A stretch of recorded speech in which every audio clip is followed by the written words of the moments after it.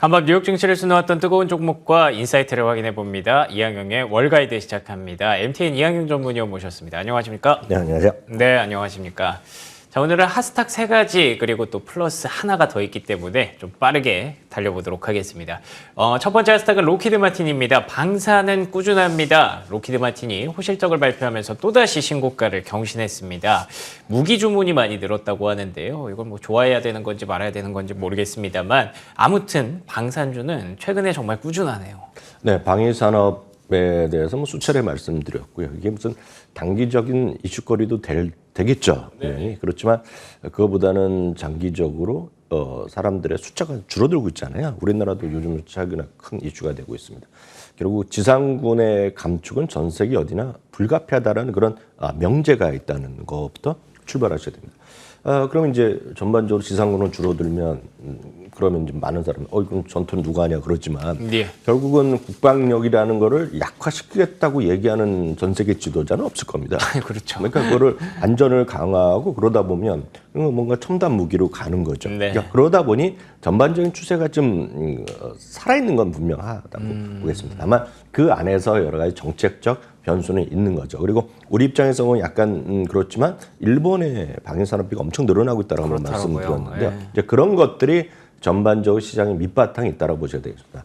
다만 이제 로키드 마틴이나 방위산업 이런 것들이 모두 1년 반 동안 좀 시달렸던 이슈가 공급망의 이슈가 있었습니다. 이게 하나하나 그러네요. 그 세밀한 무기를 하다 보니 한두 개가 아니라 전 수많은 기업들이 모여서 부품들이 모여서 비행기를 만들고 전투기 만들고 장갑차를 만들고 미사일을 만드는 거 아닙니까?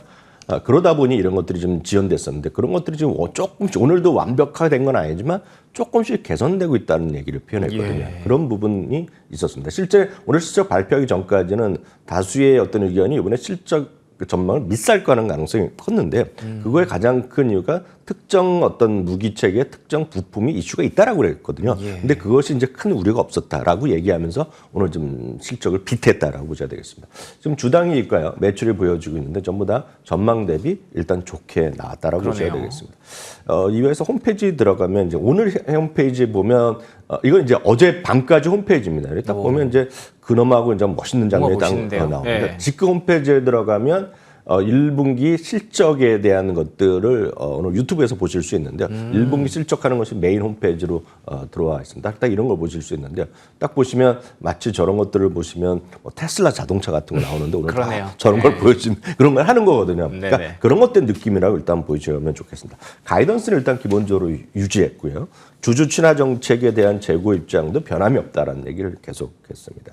말씀드렸다시피 공급망 이슈가 조금씩 개선된다는 것, 그리고 우주항공 분야에 대한 매출도 성장세가 계속되고 있다는데 일단 방점이 찍혀 있겠고요.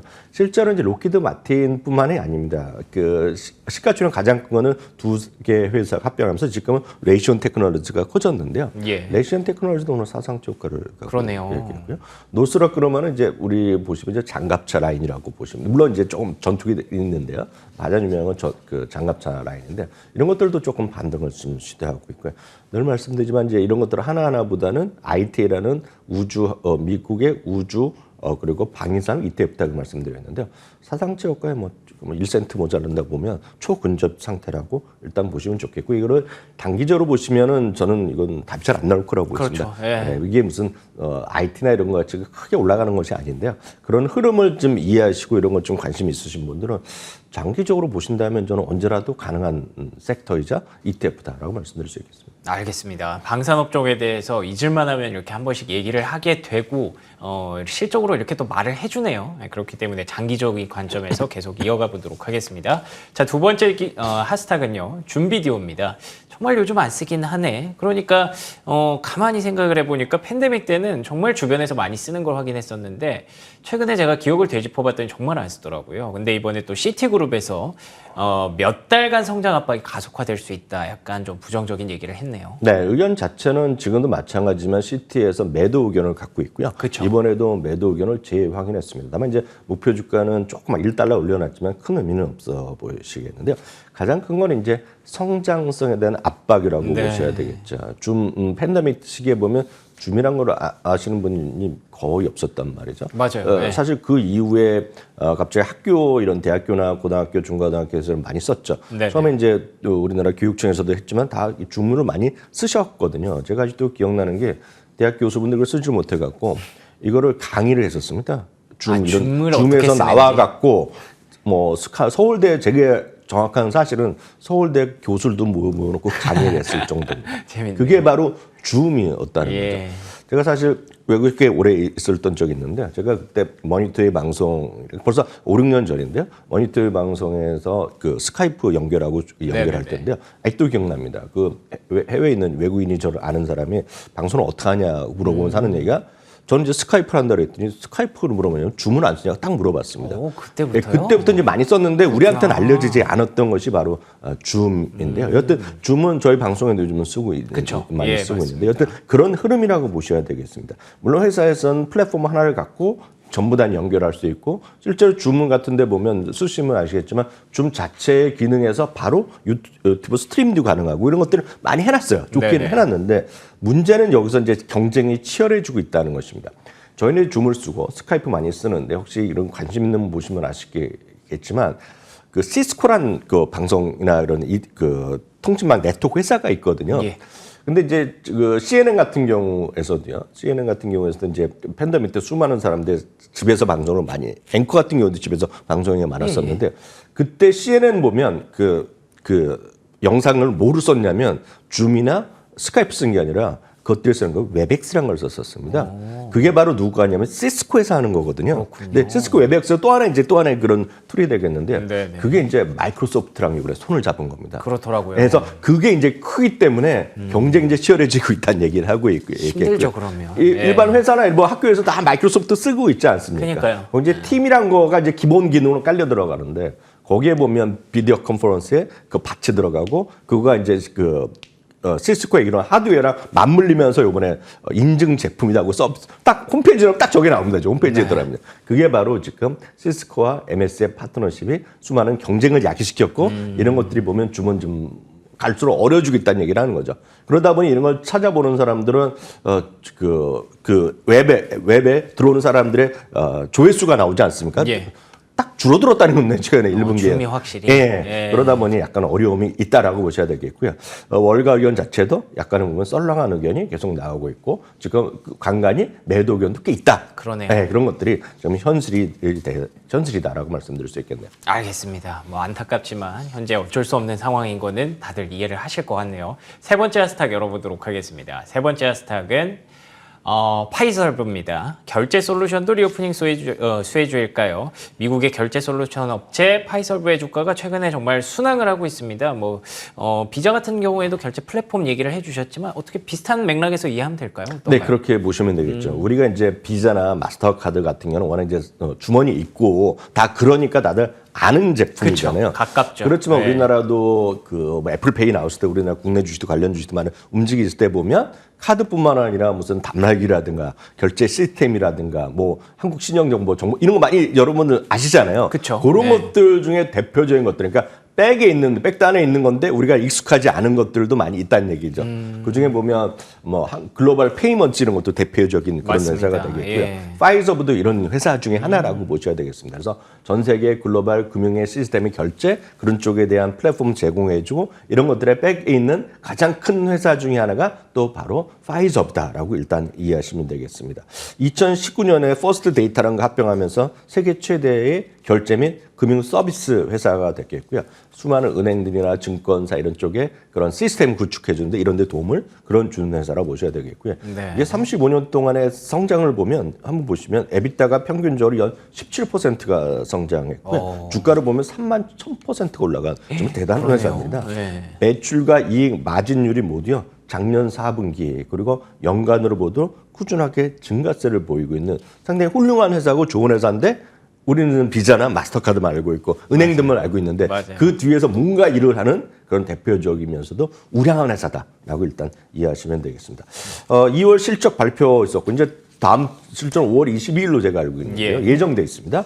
2월 실적 발표 이후 한결같이 목표 주가가 상향되는 모습을 보여주고 있고요. 4월 이후만 보더라도요. 바클레즈에서 매수 견하면서 140에서 150달러를 올려놨고요.